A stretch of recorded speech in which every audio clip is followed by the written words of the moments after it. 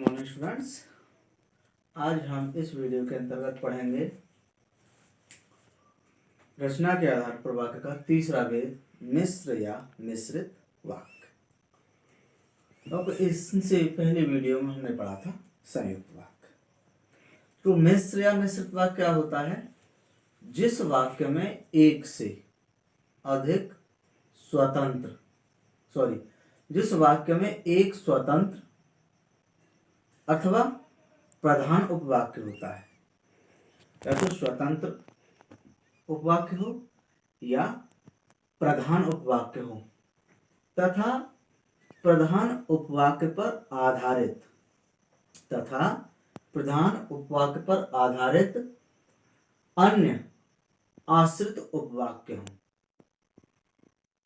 जिस वाक्य में एक स्वतंत्र या प्रधान उपवाक्य हो और उस प्रधान उपवाक्य पर आधारित अन्य आश्रित उपवाक्य हो, उसे कहते हैं हम मिश्र या मिश्रित उपवाक्य। जैसे, मैं जानता हूं कि वह चोर है। मैं जानता हूं कि वह चोर है। अब इसमें दो वाक्य हैं, एक प्रधान उपवाक्य है और एक आश्रित उपवाक्य है। प्रधान उपवाक्य कौन सा है? मैं जानता हूं। मैं जानता हूं, ये तो है प्रधान उपवाक्य। वह चोर है, ये है आश्रित उपवाक्य। क्यों है ये आश्रित उपवाक्य? मैं जानता हूं, ये प्रधान उपवाक्य है। कि वह चोर है, कि वह चोर है, जानता हूं क्रिया का कर्म है।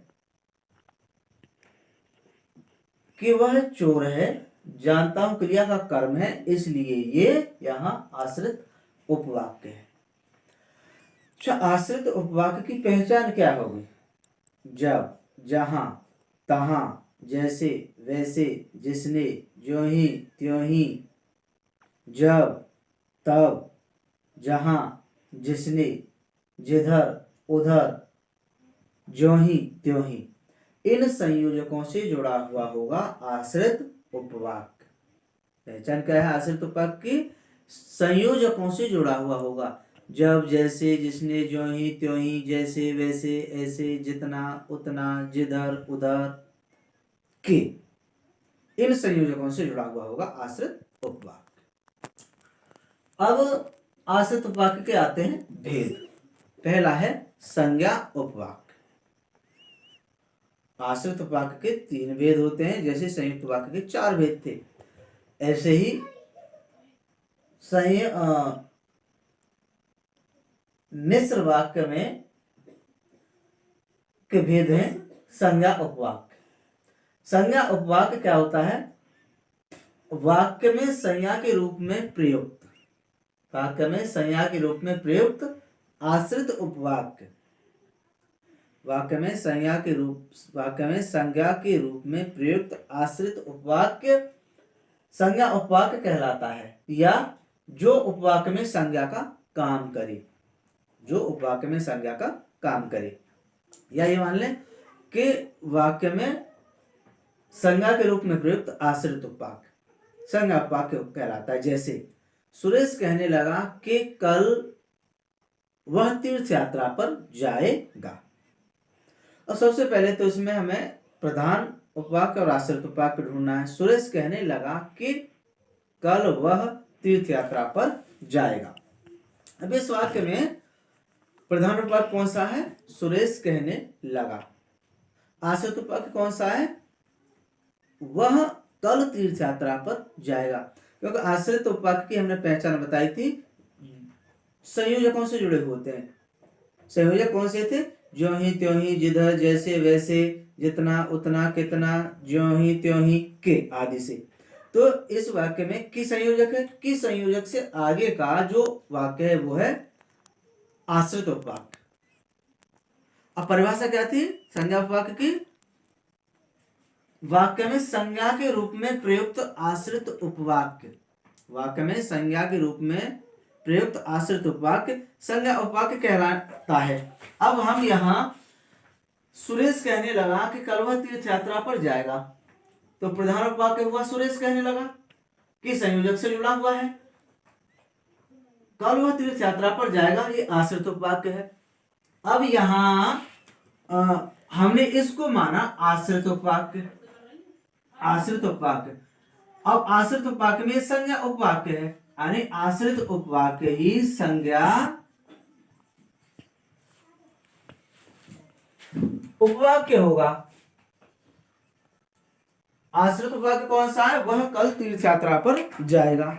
अब यहां इसमें तो संज्ञा कोई है ही नहीं, वह आ रहा है और वह है सर्वनाम। वह क्या है? सर्वनाम।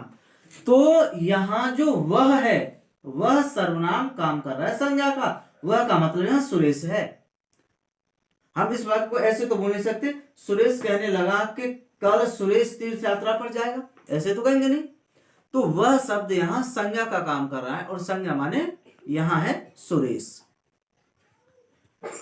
अब आता है ऐसे हम दूसरा उदाहरण लें।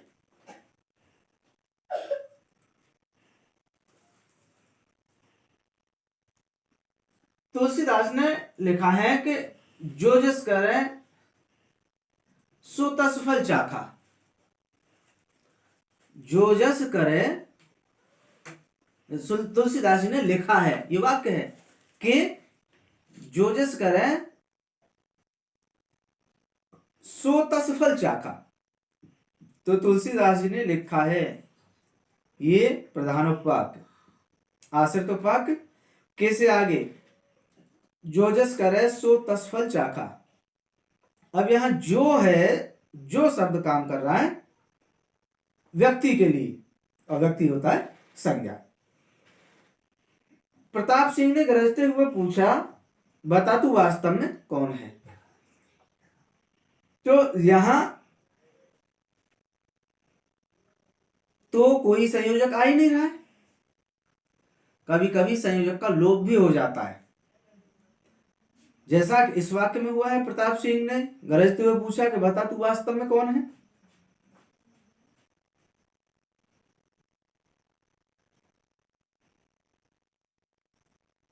तो यहां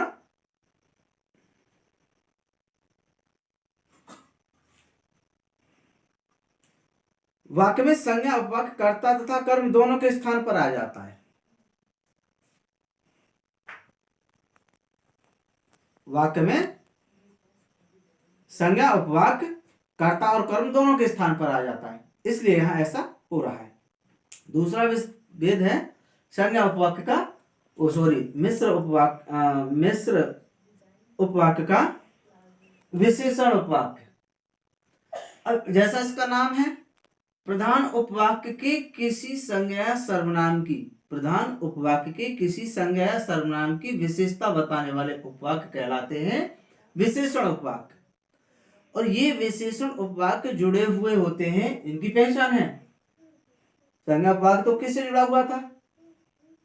विशेषण उपवाक्य जिसने जिसे जहां जो जिन्हें जिनका, जिसने जिसे जहां जो जिनका जिन्हें, इन संयोजकों से जुड़े हुए होते हैं। और प्रधान उपवाक्य के किसी संज्ञा सर्वनाम की विशेषता बताते हैं। जैसे तुम्हारी वह कार कहाँ है जो कल तुमने खरीदी थी। तुम्हारी वह कार कहाँ है जो कल तुमने खरीदी थी।